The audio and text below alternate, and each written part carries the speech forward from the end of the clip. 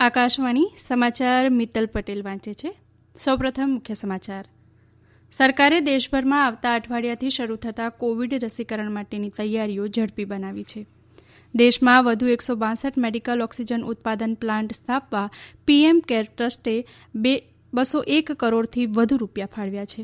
દેશમાં દૈનિક કોવિડ સંક્રમણમાં સતત ઘટાડો, સાજા થવાનો દર 96.36% થયો.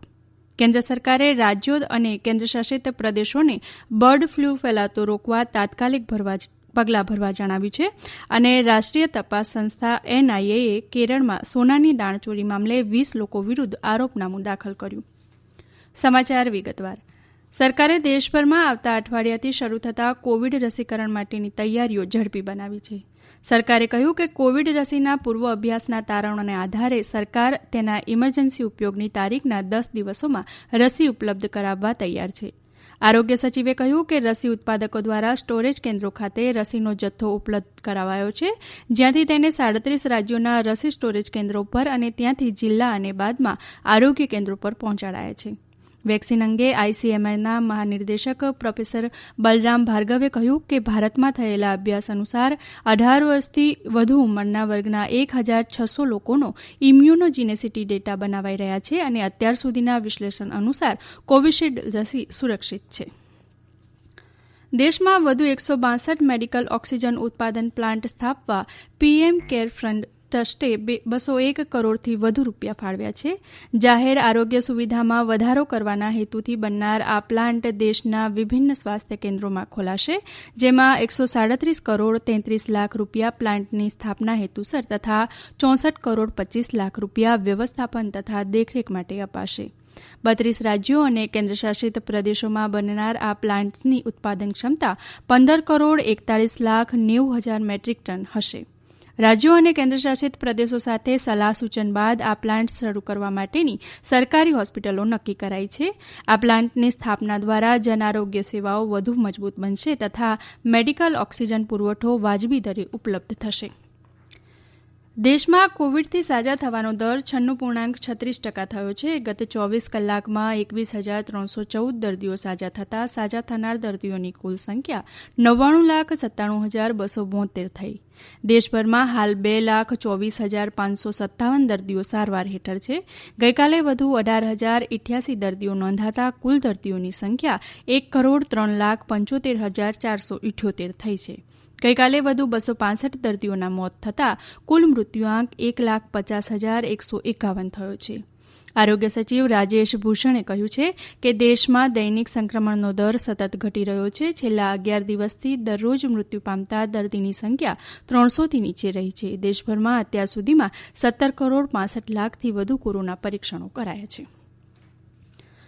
કેન્દ્ર સરકારે રાજ્યો અને કેન્દ્રશાસિત પ્રદેશોને બર્ડ ફ્લૂ ફેલાતો રોકવા તાત્કાલિક પગલાં ભરવા જણાવ્યું છે. હિમાચલ પ્રદેશ, રાજસ્થાન, કેરાલા અને અન્ય કેટલાક રાજ્યોમાં મોટી સંખ્યામાં પક્ષીઓના મોત થયા બાદ કેન્દ્રએ આ મુજબ જણાવ્યું.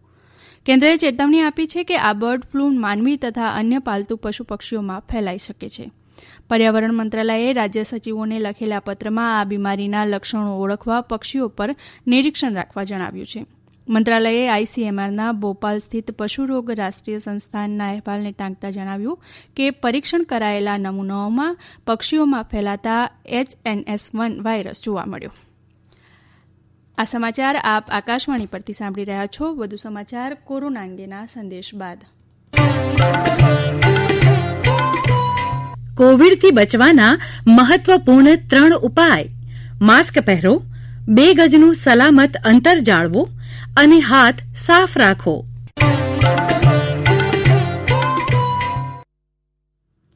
રાષ્ટ્રીય તપાસ સંસ્થા એનઆઈએએ કેરળમાં સોનાની દાણચોરી મામલે 20 લોકો વિરુદ્ધ આરોપનામું દાખલ કર્યું છે. એનઆઈએએ કેરળમાં રાજદ્વારી સામાનની આડમાં 14 કરોડ 82 લાખ રૂપિયા મૂલ્યના 30 કિલો સોનાની દાણચોરીના મામલે 20 લોકો સામે કોચીની વિશેષ અદાલતમાં આરોપનામું દાખલ કર્યું છે. તિરુવનંતપુરમના રહેવાસી સારથી પીએસ અને મુખ્ય આરોપી સ્વપ્ન પ્રભા સુરેશ સહિત બધા જ આરોપીઓ વિરુદ્ધ ગેરકાનૂની પ્રવૃત્તિ નિયંત્રણ કાયદા હેઠળ ગુનો નોંધવામાં આવ્યો છે. આરોપીઓ સુરેશ અને સારથી સંયુક્ત આરબ અમીરાતના વાણિજ્યક દૂતાવાસના પૂર્વ કર્મચારીઓ છે. બંનેએ તેમના જૂના સંબંધનો લાભ લઈ આ દાણચોરી કરી હતી. આ મામલે એનઆઈએએ કુલ 21 આરોપીઓની ધરપકડ કરી છે, જ્યારે 8 આરોપીઓ હજુ ફરાર છે. એનઆઈએની તપાસમાં આરોપીઓએ નવેમ્બર 2019થી જૂન 2020 દરમિયાન 167 કિલો સોનાની દાણચોરી કરી હોવાનું માલુમ પડ્યું છે. કેન્દ્ર સરકારે રેલવે મંત્રાલય મુસાફરી ભાડામાં વધારો કરવાની યોજના કરી રહ્યું છે તેવા સમાચાર માધ્યમોમાં આવેલા સમાચારોને નકારી કાઢ્યા છે. પીઆઈબીએ જણાવ્યું હતું કે આ સમાચારો ખોટા છે અને ભાડું વધારવાનો કોઈ પ્રસ્તાવ હાલ વિચારણા હેઠળ નથી. રેલવેએ મીડિયાને આવા નિરાધાર સમાચારો પ્રકાશિત અને પ્રસારિત ન કરવા અનુરોધ કર્યો હતો.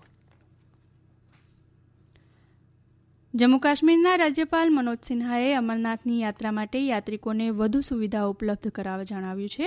અમરનાથ યાત્રા 2021ની તૈયારીઓની સમીક્ષા બેઠકની અધ્યક્ષતા કરતા શ્રી સિન્હાએ તબીબી સુવિધા વધુ સારી બનાવવા પર ભાર મૂક્યો તથા યાત્રિકો માટે દુર્ઘટના વીમો વધારવા નિર્દેશ આપ્યા. શ્રી સિન્હાએ રસ્તાનું સમારકામ તથા અન્ય બુનિયાદી સુવિધાઓ સમયસર પૂર્ણ કરવા તથા વધુ સુવિધાઓ માટે બિન સરકારી સંગઠનો અને ધાર્મિક સંગઠનોની મદદ લેવા પણ જણાવ્યું. શ્રી સિન્હાએ જણાવ્યું કે યાત્રા સંબંધિત પવિત્ર ગુફા, યાત્રા માર્ગ, આવાસ, તંબુ તથા ભોજન સુવિધા, તબીબી સુવિધા, યાત્રાનો સમયગાળો, હવામાનની વિસ્તૃત અહેવાલ આપવા જણાવ્યું. હિમાચલ પ્રદેશમાં કોવિડની સ્થિતિમાં સુધારો થતાં રાજ્ય મંત્રીમંડળે સિમલા, કાંગડા, મંડી અને કુલુ જિલ્લાઓમાં રાત્રિ કરફ્યુ હટાવવાનો નિર્ણય કર્યો છે. રાજ્ય સરકારે તમામ સરકારી કચેરીઓમાં અઠવાડિયાના 6 દિવસ કામકાજ શરૂ કરવાનો નિર્ણય પણ કર્યો છે. મંત્રીમંડળે કોચિંગ ક્લાસ 50% ક્ષમતાથી ચાલુ રાખવાની મંજૂરી આપી છે. વાયુસેનાનું MiG-21 બાયસન યુદ્ધ વિમાન ગઈકાલે રાજસ્થાનના સુરતગઢ ખાતે દુર્ઘટનાગ્રસ્ત થયું છે. તાલીમી ઉડાન કરી રહેલા વિમાનમાં તકનીકી ખામી સર્જાતા તે દુર્ઘટનાગ્રસ્ત બન્યું હતું. જોકે પાયલટ વિમાનમાંથી સમયસર કૂદી જતા તેનો બચાવ થયો છે. વાયુસેનાએ જણાવ્યું કે દુર્ઘટનાના કારણોની તપાસના આદેશ અપાયા છે.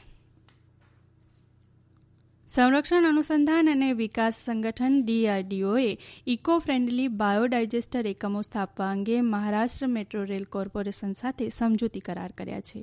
DRDOના આધુનિક બાયોડાયજેસ્ટર માનવ કચરાના નિકાલ માટે સ્વદેશમાં વિકસિત પર્યાવરણ અનુકૂળ તથા ખર્ચ અસરકારક છે. મહારાષ્ટ્ર મેટ્રો રેલમાં આ સગવડ ચાલુ કરવા DRDO સંપૂર્ણ તકનીકી સહકાર આપશે. અત્યાર સુધીમાં ભારતીય રેલવેએ 2,40,000 જેટલા બાયોડાયજેસ્ટર લગાવ્યા છે. મેટ્રો રેલમાં વધુ આધુનિક બાયોડાયજેસ્ટર દ્વારા પાણી તથા પર્યાવરણ બચાવવામાં મદદ મળશે.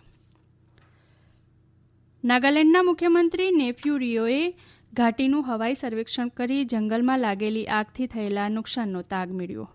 આગ ઓલવવા અનેક સ્તરે અભિયાન ચલાવાઈ રહ્યા છે. મુખ્યમંત્રીએ આગથી બળી ગયેલા વિસ્તારોનું નિરીક્ષણ કર્યું અને આગ ઓલવવા કરાઈ રહેલા કાર્યોની સમીક્ષા કરી. ઉલ્લેખનીય છે કે જંગલોમાં હજી પણ આગ ઓલવાઈ નથી. SDRF, NDRF, વન વિભાગ, નાગાલેન્ડ પોલીસ તથા દક્ષિણી અંગામી યુવા સંગઠનના સ્વયંસેવકો આગ ઓલવવાના કાર્યમાં જોતરાયા છે. WHOએ કોવિડ ઉત્પત્તિની તપાસ માટે આંતરરાષ્ટ્રીય નિષ્ણાંતોની સમિતિને વુહાન જવાની મંજૂરી નહીં આપવાના ચીનના નિર્ણય પર નિરાશા વ્યક્ત કરી છે. સંગઠનના પ્રમુખ ગ્રેબેસિયસે કહ્યું કે આંતરરાષ્ટ્રીય વૈજ્ઞાનિકોના જૂથે કોવિડ સંબંધિત તપાસ માટે ચીનની યાત્રા શરૂ કરી દીધી છે, પરંતુ ચીનના અધિકારીઓએ મંજૂરી આપી નથી. તેમણે કહ્યું કે WHO માટે આ યાત્રા મહત્વપૂર્ણ છે. તેમણે કહ્યું કે આ યાત્રા WHO, ચીન અને અન્ય દેશો વચ્ચે થયેલી સહમતિ આધારે નક્કી કરાઈ હતી.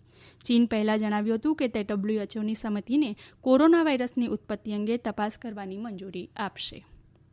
અંતમાં મુખ્ય સમાચાર ફરી એકવાર. સરકારે દેશભરમાં આવતા અઠવાડિયાથી શરૂ થતા કોવિડ રસીકરણ માટેની તૈયારીઓ ઝડપી બનાવી છે. દેશમાં કોવિડ સંક્રમણના દૈનિક સતત ઘટાડો નોંધાયો. સાજા થવાનો દર 96.36% થયો. કેન્દ્ર સરકારે રાજ્યો અને કેન્દ્રશાસિત પ્રદેશોને બર્ડ ફ્લૂ ફેલાતો રોકવા તાત્કાલિક પગલાં ભરવા જણાવ્યું. આકાશવાણી પરથી સમાચાર પૂરા થયા.